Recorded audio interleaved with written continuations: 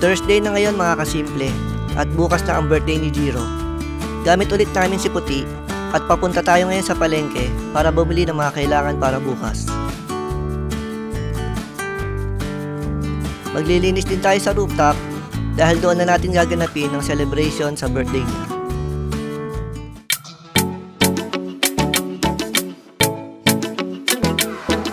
Good morning mga kasimple, 6:45 AM. Nandito tayo ngayon sa rooftop. Ayan, ang ating mga Persian. At ito ang sitwasyon ngayon. Andyan ang araw.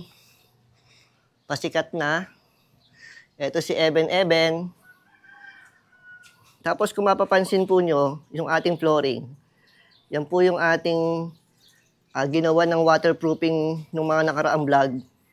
Patayin muna natin itong gripo. Puno na.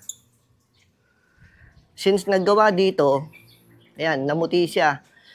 Hindi natin alam kung yan ay matatanggal pa o kung ganyan na talaga. Pero yung waterproofing naman yan ay okay pa. Subukan natin ngayon na i-power spray. Meron tayo ditong power sprayer. Ito, power washer. Subukan natin kung matatanggal yung mga puti-puti na yan.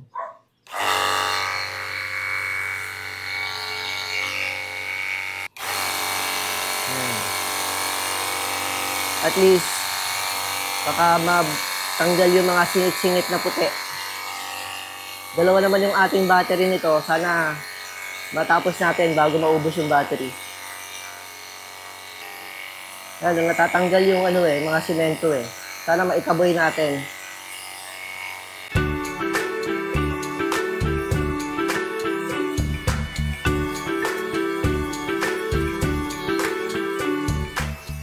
Yung tubig naman dito ay papunta dyan. Kaya pag nandito, siguradong babagsak dyan yung tubig. Kaya wala naman tayong problema. Iusod-usod muna natin tong ating langgana.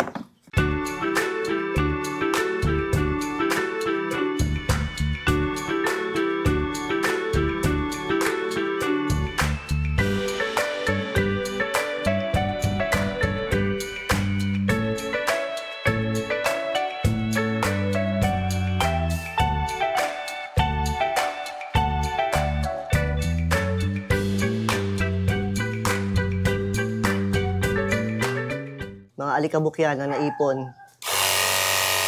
So itataboy lang natin pababa.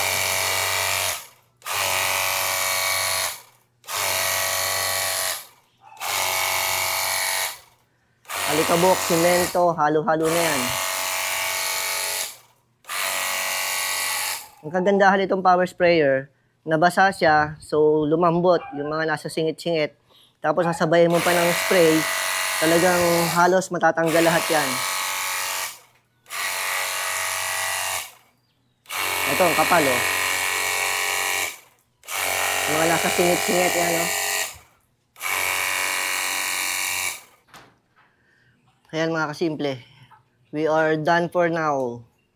Antayin lang natin matuyo. At kung ano ang resulta. Kung nabawasan ba yung ligas-gas. Kasi kahapon, pagka ginanyan mo yan ng kamay mo, pag tinignan mo to, may puti. Ibig sabihin, parang may mga pulbo-pulbo ng buhangin o simento. Kasi, nagbuo sila dito, yan, yung mga pader na yan, ay mga poste. Yung mga poste na yan ay binuhusan nila yan, pataas. Bali, 6 na poste yan. Yan lang naman ang ginamitan ng simento, graba at buhangin. Maganda naman ang pagkakagawa, mga kasimple, at mukhang matibay. Dahil buhos tong ating poste, tapos bakal naman tong mga trusses natin. Makapal din yung bubong natin. Meron naman tayong vlog niyan. Kita nyo naman, 0.5 ang kapal niyan. Tapos itong ating gutter ay 0.45. Pati itong mga tubular na to na ginamit. Mga makakapal din yan. Nagamit pa rin to. Sayang kasi eh. Ito. Dito. Dito na natin muna pinalagyan ng hollow blocks. Para siya yung magsilbing harang muna. Tapos katulad ngayon, mainit. Andito si Eben. Tinabingan muna namin dito ng tarpaulin. Pag medyo tumaas ang araw, pupunta dito, masisikatan, bababa naman si Eben doon. Tapos mamayang hapon, dito naman ang lubog ng araw. Dito sa side na to. Sila naman ang may initan. Haharangan na lang siguro ulit dito. Baka dito, pulungan o banda dyan. Bahala na. Tingnan natin kung paano maganda. Itong portion lang naman na ito yung kailangan matabingan. Tapos, once in a while, o most of the time, humahangin dito. Ngayon lang, walang hangin halos. Pero malamig naman dito sa taas. So, yun. Tingnan lang natin, mga kasimple, kung okay itong ating ginawa. Kesa walisin yan ng walis tambo. Mas maganda na itong ginawa natin na binasa, tapos pinower spray o pinower washer. Kasi talagang mas marami matatanggal nating dumi. Hindi kasi may iwasan yan eh. Diba, nung mga nakaraang vlog namin, meron pa akong drone shots dito. Ang ganda kasi talagang green na green. Hindi natin may iwasan talaga yan na matulutuluan. May tulo ng pintura kasi pininturahan din nila itong mga trusses na yan para hindi kalawangin. Maganda pagkakagawa. Sulit yung ating ginastos dito, mga kasimple. At malaking bagay din, tingin nyo, parang lumuwag yung area. Kung mga ilang tao lang, kasya dito. Hindi naman kami nagbibisita ng napakarami. Bukas, ilan lang naman yung dadating at saka hindi naman sabay-sabay sa birthday ni Jiro. Kaya sulit na tong lugar na to. Tapos, conveniente din yung ating mga alaga. Ayan, di ba? O, masasaya sila. Habang tayo naglilinis sa taas, may naglilinis din pala dito. Ayos ah. Ito yung pinagtanggalan ng kulungan ng pusa. Yung akyat natin, yung maliit, dyan nakalagay. Yung mas malaki dito. Nalinis na ni Mami, oh. Lumuwag na. Kaya lang, wala nang hahawakan si Inang pagpupunta dito sa kabila. Manggigilid na siya dyan. 1 hour later. Papunta naman kami ni Mami ngayon sa palengke. Ano ba ang ating menu para bukas, Mami? Sa birthday ni Kuya Jiro. May gulay, may pansit, spaghetti. Ano yung gulay? Magluluto ako, nakita kong sapsoy, yung may with atay. Kaya lang wala na yata ang baboy. Bukas na lang, Ha? wala na eh. Wala na?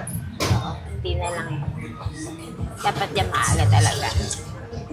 Bukas na lang bibili ng buhay ba? Ano Nice. na bibili mo ngayon? Manok pang pansit, tsaka sopa. Sopa sa gabi ko lulutuin, pansit, pambigay sa kapitbahay. Dito muna tayo sa sarado. Saan? Dito. Dito. May park tayo. Oo, sarado. Ano ba to? Noodle di? Hindi, yung sa dulo ng daldi. Yeah. Antayin lang natin si Mami dito.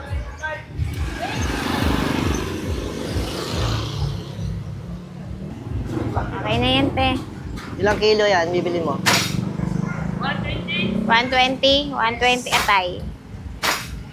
Okay na pa ba?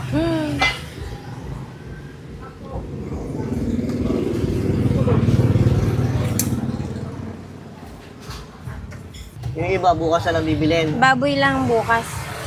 Kailangan yung maaga talaga. Maaga naman ako nagising. Kusuman bukas. 5. Oo, bukas birthday ni Jiro. Oo. Sige, bukas sila biling tulingan. 5 piraso? 5 balot. Gulay tayo, gulay. Wala rin? Tinanghali eh. Tinanghali tayo. Ano naman? Laigo. Gulay, oo. Bibili ako ng gripo eh. Ha? Bibili akong gripo. Saka hose. Saan yun? Doon muna. San Lorenzo. Palitan natin yung gripo sa taas saka yung hose. Sana meron dyan yung kabitan ng hose doon sa gripo. Kulang tayo ng isang part eh.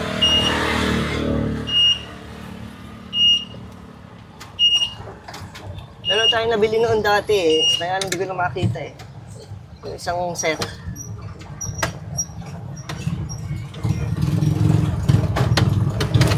Bukas ka ba? Pang sapsoy. Saan si hardware? San Lorenzo. Gulay muna. Ay, aso. Gulay muna. Oo.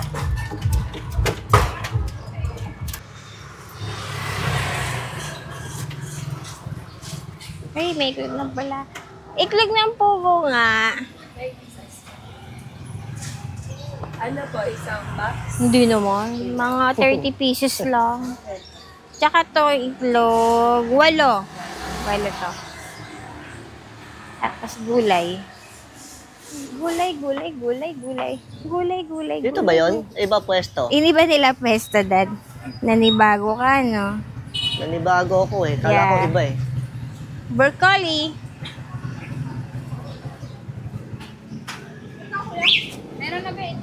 Ito yung mga ibang gulay oh. May mais pa, wow.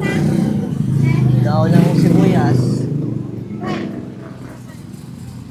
Ganda ng pagkakaayos nila. Sino kaya interior designer dito? Nanibago ko. Kala ko ibang tindahan to eh.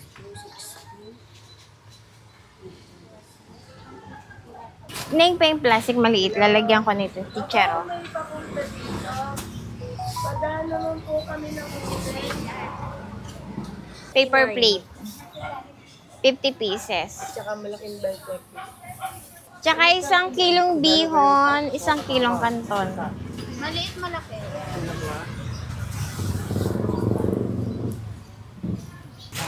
Kasama po kayo? Meron na eh. Kaya yan. Oo.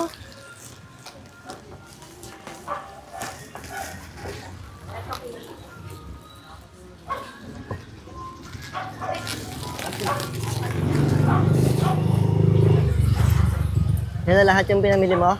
Yeah, hardware na tayo. Ang pansit lang yan? Oo.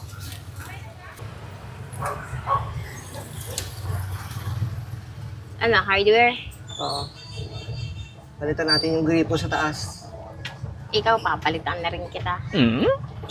Gusto mo? Pati si Tob Tob, palitan natin. Hindi. Gusto mo ba? Papalitan na rin kita sa buhay ko. Kaya ko kaya yun. Hindi ko alam. Desisyon mo yan. Decision ko yan. Ako, papalitan mo ako sa buhay mo. Ay, hindi. Oh. Wala nang maghahatid at magsusundo sa akin pag commute ako. Akala ko pa naman, sasabihin mo, love mo ko. Tapos yun lang pala dahilan. Ba't ba kasi nagtanong pa ako? Sana di na lang ako nagtanong. Wala, meron kayong gripo, yung may pihitan. Ano po? Gripo, Na, may pihitan. Yung kulay gold. Yung gripo. Ah. Yung thread pala. ito po. Tapos meron kayong kinakabit dyan. Ano hose gagamitin mo? Bibili din ako ng hose. Mga 9 meters na hose. Ito, hindi ito. 55 po dyan. Ah. Chemical hose. Anong kulay, Dad? Hose? Ito, maganda. Green na yan. Ilang metro po? Mga 9. Sige, 10 meters muna para sa gandang dulo. Magkano ba isa? 55. 55 isang metro? Wala tayong ordinary. May flight po. Yung ano, Dad, yung sa baba natin malaki. Yung tulad yung sa taas ang bilhin mo. O, 9 meters na lang, kuya. Ang to? haba, no? Ito. 295. Para sa gandang dulo, Sige. Ganyan yung host natin sa baba. yung pang washing machine, ganyan din yung bilhin natin. Okay na, kuya? Thank you.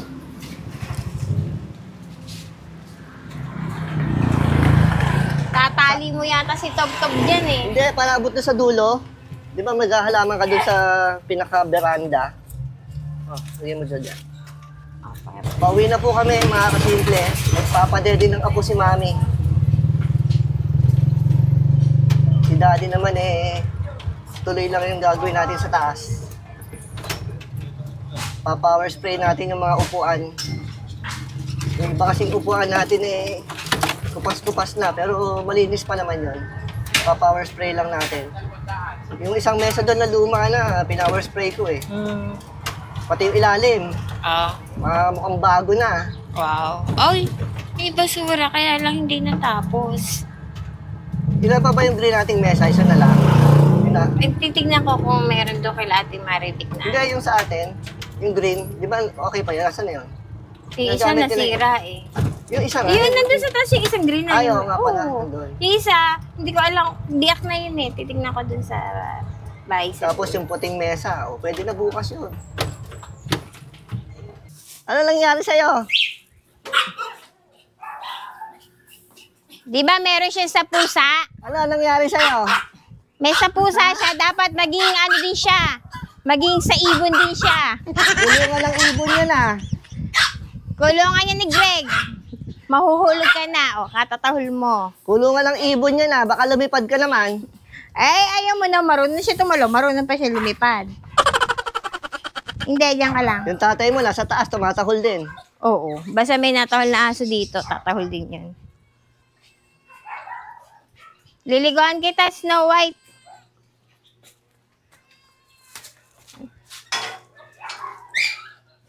O diba, Punas, maluwag na punas dito. ka dito. Parang nakakapanibago. Ito na yung ating binili na gripo at saka yung hose. Kabit natin. Ito yung gripo natin kasi dito, makakasimple. Yan. May gripo tayo dyan. Kaso, kita nyo, tumatagas kasi. Yan o, tumutulo-tulo. Kaya hindi natuyo dito eh. Tapos, 9 meters. Hopefully, umabot hanggang dito. Kasi, mula dito hanggang doon, 9 meters ang sukat niyan eh. Para pag naghalaman dito si Mami, aabot yung hose niya, makakapagdilig-dilig. Mahal kasi, 55 isang metro.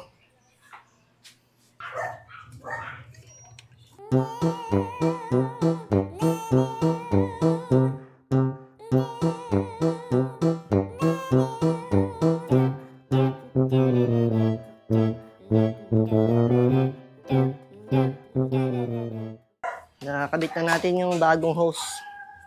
Ito ay wala na, di na magagamit to kasi butas-butas na rin to eh. Natatandaan nyo nung nag-swimming kami dito, di ba? May butas din yung mga sumisingaw din dito sa mga butas-butas dito yung tubig. Kaya palitin na talaga. Tapos abot na siya hanggang doon. Itong binili natin na 9 meters.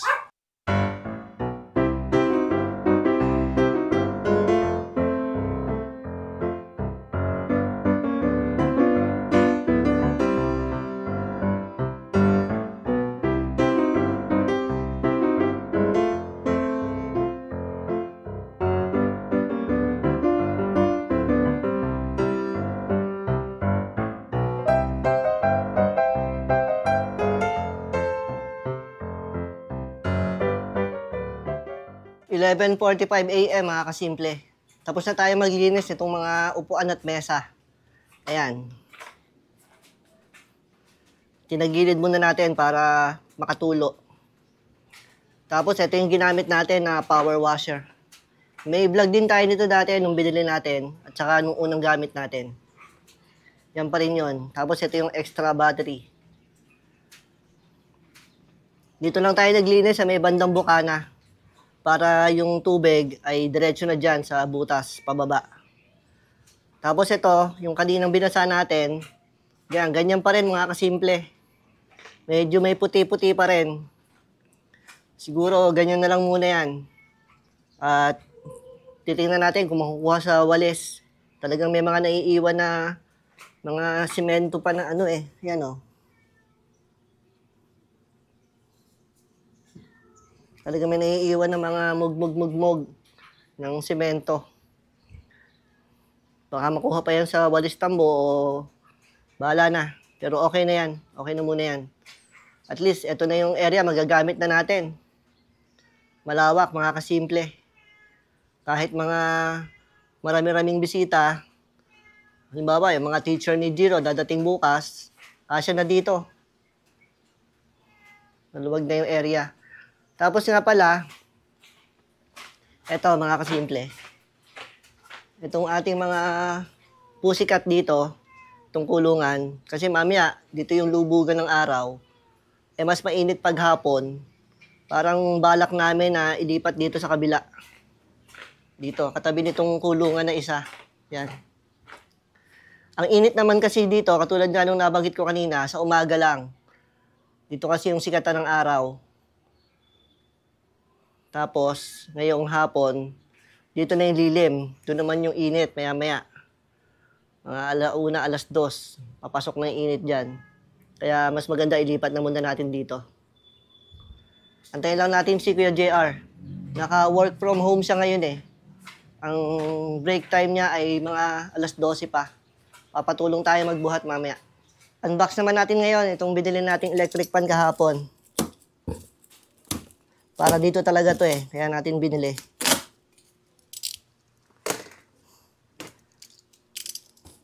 Minsan kasi medyo mainit dito pag walang ihip ng hangin.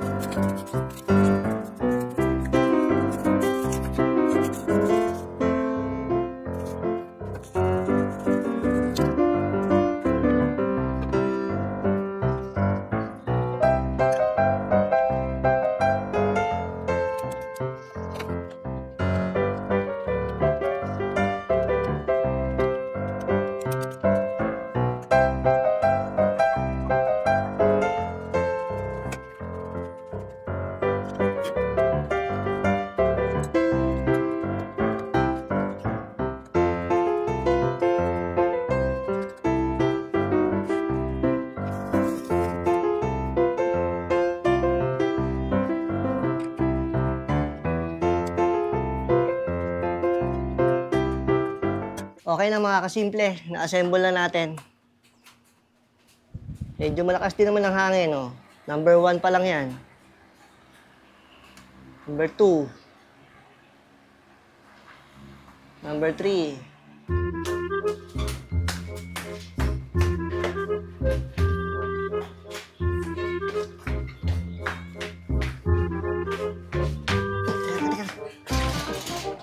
Sakit.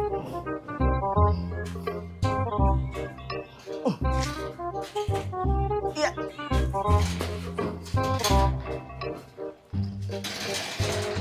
Okay, buhat. Yeah. Tulak dito. Okay pa, tulak pa. Kaya pa.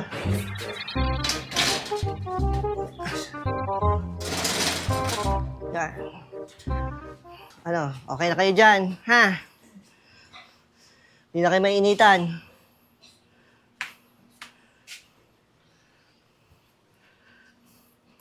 Okay na sila dito, mga kasimple. Kailangan lang ng konting pintura pa. Kasi yan, medyo nangangalangalawang na. Pero safe na sila dito. The next day.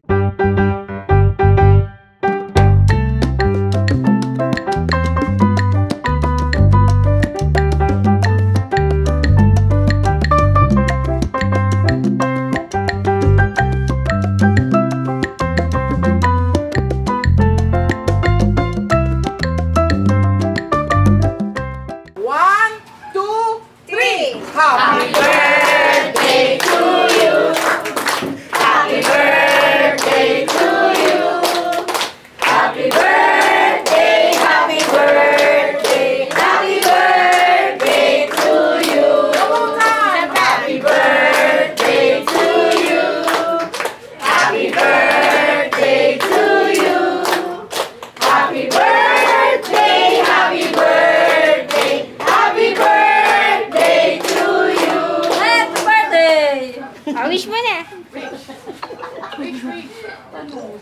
Wish. Ang daming wish na anak ko. Paparya ko.